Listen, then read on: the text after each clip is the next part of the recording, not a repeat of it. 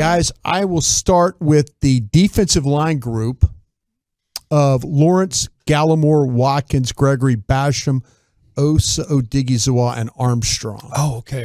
Hold on, I got to jam them together. Okay, so we got entire Lawrence, defensive line. Yeah, these are the guys that all were participants and were involved. Parsons is in that?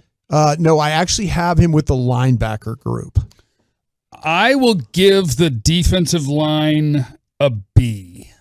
I think for the most part, especially when you had Tank and Randy Gregory, you were able to get a pretty good pass rush. Run defense, I would say, was for the most part acceptable.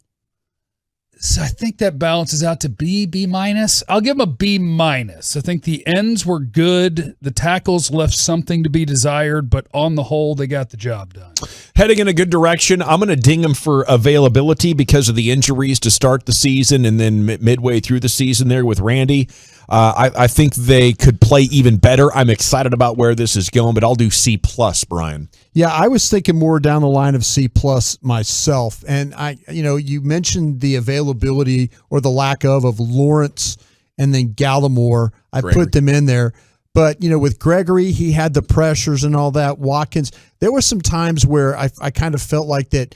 I will say this. I'll give a tip of the cap to Dorrance Armstrong because I challenged him to be not just a one-game player, then off for 3. And I kind of felt like that every game that he might have shown up a little bit better than the week before. But they've got to do something better, with the Watkins stuff and Osa.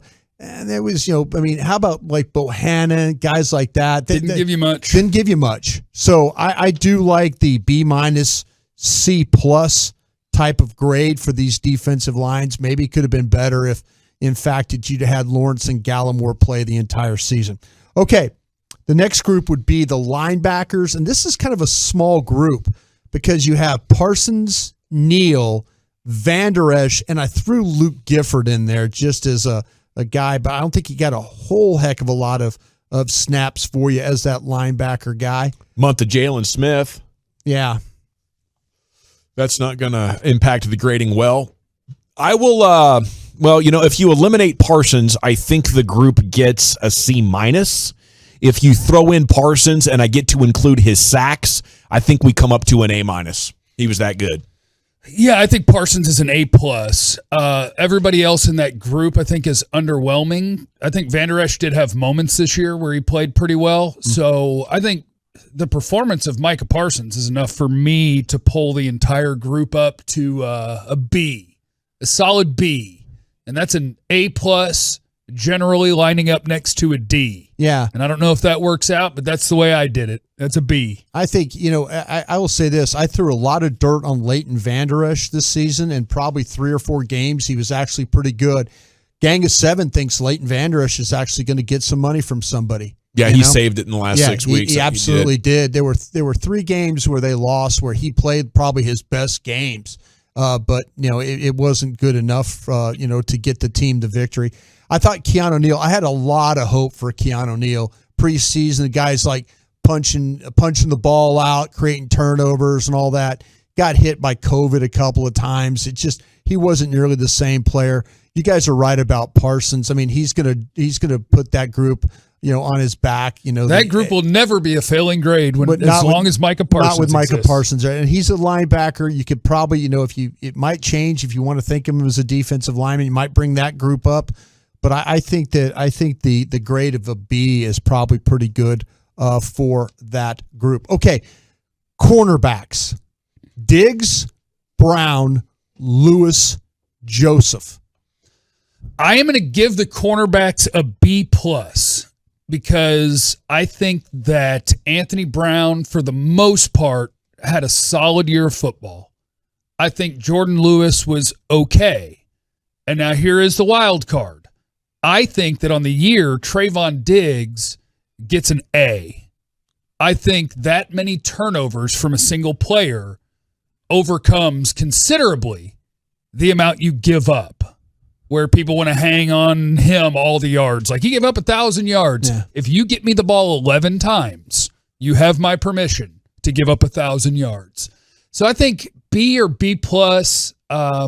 Give me a B, and that is not necessarily indicative of what will happen next year. I think it's possible that next year Trayvon Diggs gives up a bunch, gets 3 picks, and it's like, oh, man, that is a D. Yeah. But if you get me 11 turnovers in a year, you give up whatever the hell you want. Yeah, I'll give Diggs an A minus, and so I'll give most of the other group about a C. Okay. So I think you got like 3 C's and an A minus, and it brings it in that like 83% range to me. That's on the cusp of B minus to B. Yeah, I kind of went for the C plus on this one. I kind of felt like, though, that to me the Diggs part of it, the turnovers and all that were outstanding. Some of the big plays that were given up, man, it's kind of scary that people can spin him the way that they do and get him out of balance. Yeah. But when he's around the ball, he could finish. There's no question about that. But I kind of felt like that was more like probably a B or a B plus. And then with the other guys, I think that was borderline all C's across the board.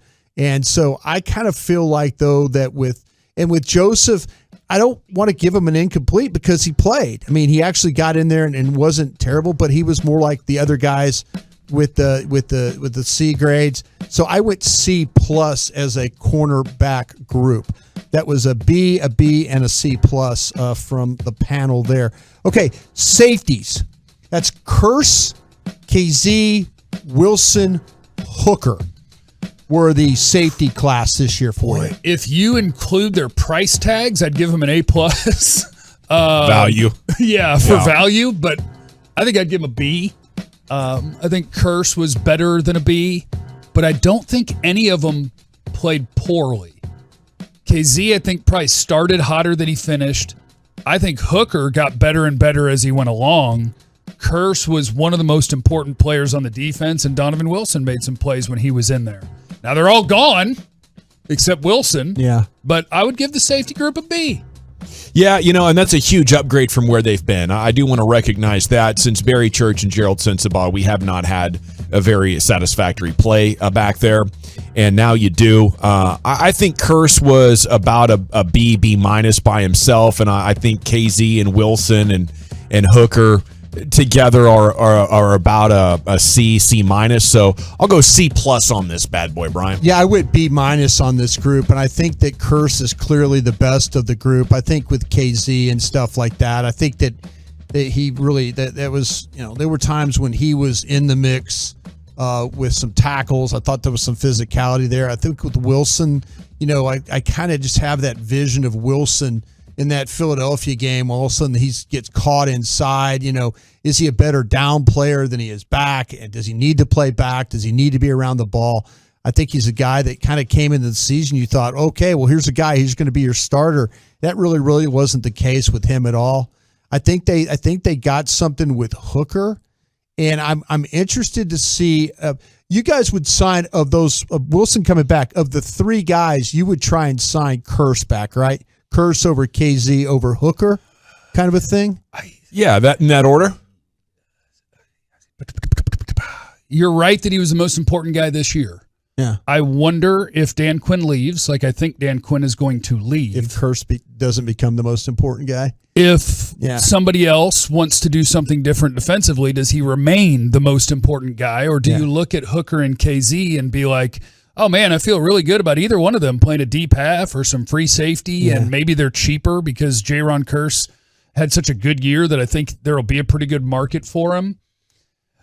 Like, just right now in a vacuum, I would say Curse is the one I want back, but things can change depending on who's going to be doing what on your defense. I graded Hooker so high coming out of college that you still love him. I kind of got that too. I still love him, and I kind of wonder if another year, General, you always like to talk about this. Guys coming off injuries, give them a year. Especially that Achilles. Yeah, will they be even better? KZ could probably be the same way. I'm willing to try and re-sign Hooker if I can. I'd like all of them back. Yeah, but I don't know if you're going to get them all back. I mean, you're going to get Wilson back, but I don't know if you're going to get Curse back. Curse is probably at a price tag that it would be better for him to like follow Dan Quinn. Yeah. Or unless Joe Witt is going to say get the job and do the exact same thing with him, then that becomes a risky expenditure. There were 2 teams that said Curse can't start for us. Right. Dan Quinn, as we all know, has a hell of a knack for putting guys in the right position. Mm-hmm. So, I mean, you keep Dan Quinn around it, I'm thinking $8 million for what Curse just did. You take him away, and that could be a big regret, especially if it's multi-year. Okay, so just to follow up, that's a B, and a B- for that crew. Okay, specialists. This is Zerline, Anger, and McQuaid, the snapper.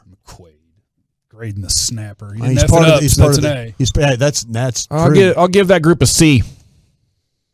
Anger gets an A. Zerline gets an F. McQuaid, I don't know. So I'll say average. Anger gets an A+.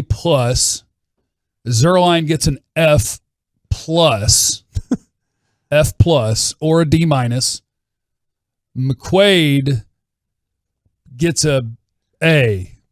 I'll just give every deep snapper an A unless I remember them doing something terrible. There wasn't any bad I don't remember him having a penalty or a bad snap. Yeah, he gets an A, an A+, plus an F+.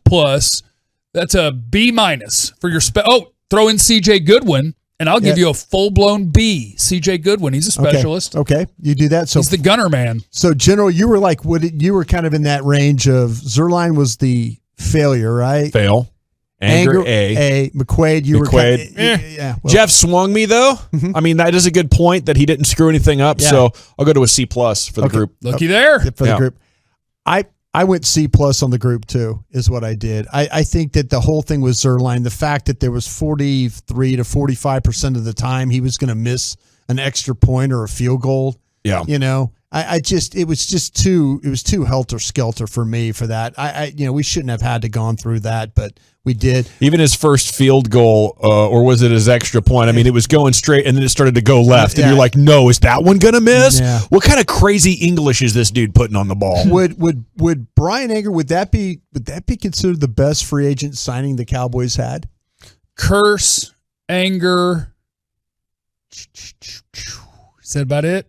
Curse and Anger. Yeah. Other safeties were fine. Yeah. Guys like Basham were fine. Yeah. Yeah. Anger and Curse. Amazing. Okay.